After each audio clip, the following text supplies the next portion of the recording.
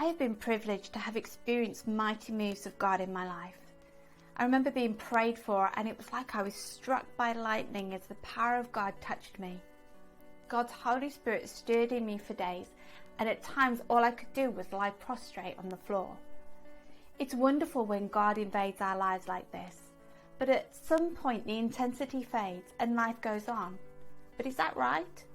Is it just a landmark moment to jot in our diaries then carry on with life? I believe these powerful encounters with the Lord are like putting oil on the fire, but it's up to us to keep the fire in our hearts going and not quench it. In 2 Timothy 1, Paul writes, "I remind you to fan into flames the spiritual gift God gave you when I laid my hands on you. For God has not given us a spirit of fear and timidity, but of power, love, and self-discipline." God no longer lives in a box or a tent of meeting or a building. He has chosen to live in the hearts of believers. We are now the temple of the Holy Spirit. Therefore, it is imperative that we not only fan the flame, but that we do not quench the fire. We are gatekeepers of our own hearts and minds. Let's not allow anything in our lives to cause him to leave. Bill Johnson uses the illustration of a dove.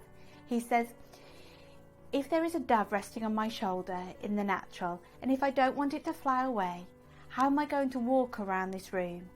Every step will be with the dove in mind. Every movement I make will be to preserve what I value most."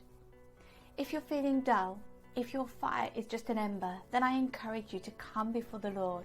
Remove anything that is quenching the fire and allow God to pour the oil of his presence upon you and fill you again with his Holy Spirit.